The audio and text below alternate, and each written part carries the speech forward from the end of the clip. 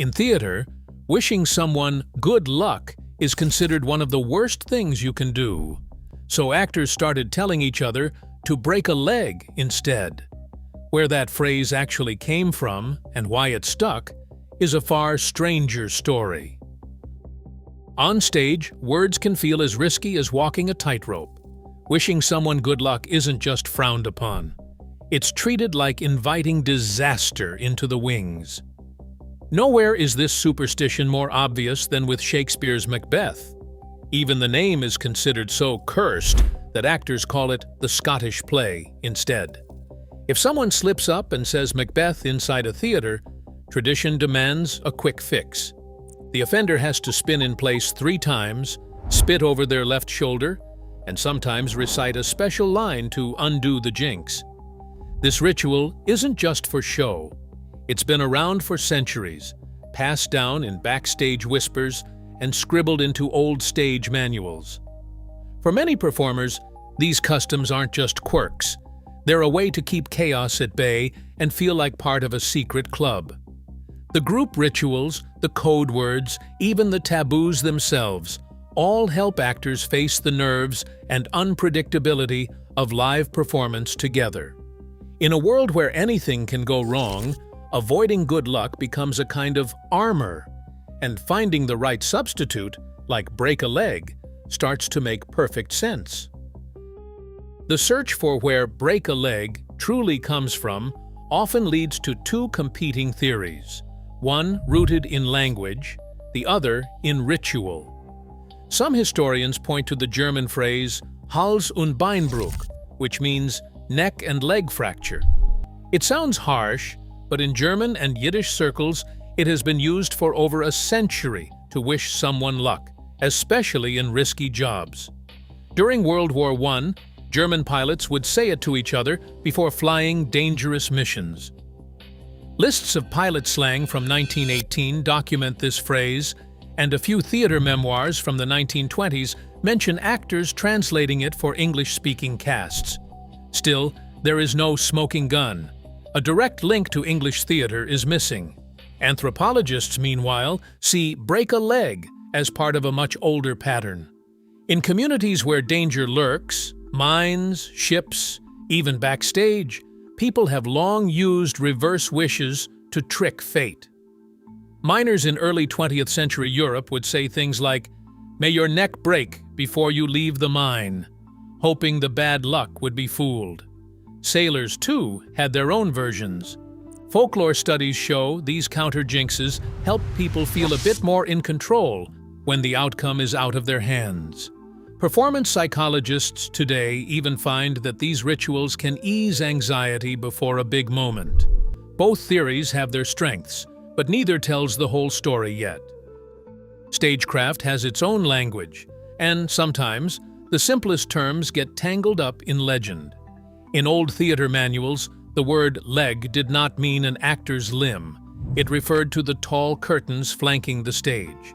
Victorian guides from the 1880s even spelled out what it meant to break the leg, stepping past the curtain line and bending the knee in a bow after a successful show.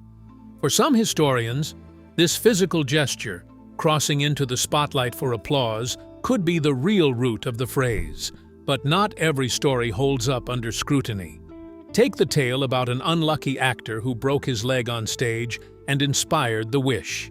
No contemporary newspaper ever reported such an accident.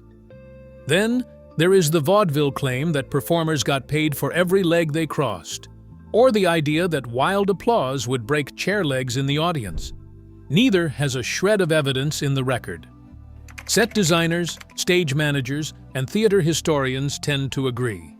These colorful myths are fun to repeat, but they are more folklore than fact. The truth, as usual, is a little more practical and a lot harder to pin down. The phrase "break a leg" did not stay locked behind the stage door for long. In 1921, Irish essayist Robert Wilson Lind dropped it into print for the first time, describing the odd backstage wish in a newspaper column. That single mention in the early 20s set off a ripple. By the late 1920s, Theater reviews and trade papers like Variety were picking up the phrase, treating it as familiar slang among actors on both sides of the Atlantic. The Oxford English Dictionary now points to that 1921 Lind essay as the earliest documented use. The phrase soon found its way into the scripts of early Hollywood. By the 1930s, films with backstage scenes started slipping "break a leg" into their dialogue, nudging the phrase out of theater circles and onto the silver screen. This was more than just an inside joke, and screenwriters added little notes to explain what the phrase meant for audiences who had never set foot backstage. Decades later, the phrase is everywhere. A recent survey found that 78% of American adults recognize "break a leg" as a way to wish someone luck, even if most cannot name its theatrical roots.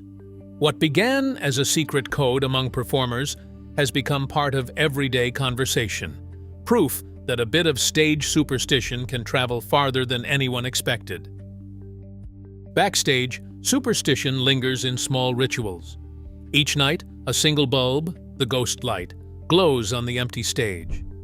Its official job is safety, preventing falls in the dark, but stories swirl about spirits who need its glow. Crews joke that skipping the ghost light invites trouble from resident ghosts. Old warnings echo too. Whistling backstage once signaled riggers to drop scenery. One wrong note could send a sandbag crashing down. After a near disaster in 1910, many theaters banned whistling. A longtime stagehand remembers a careless whistle nearly dropping the backdrop mid-performance. Now even humming earns a glare. These habits stretch far beyond English-speaking stages. In Paris, actors say "merde" for luck, a nod to crowded, carriage-filled streets. Italians wish each other into the wolf's mouth, and Russians send off musicians with neither fluff nor feather. Spitting on shoes, tapping the stage, sharing a handshake. Each gesture carries the same hope, a little protection before the curtain rises. Superstitions still shape how we encourage each other, on stage and off. Even now, a strange phrase can carry centuries of ritual. The next time you hear it, remember the stories behind the words.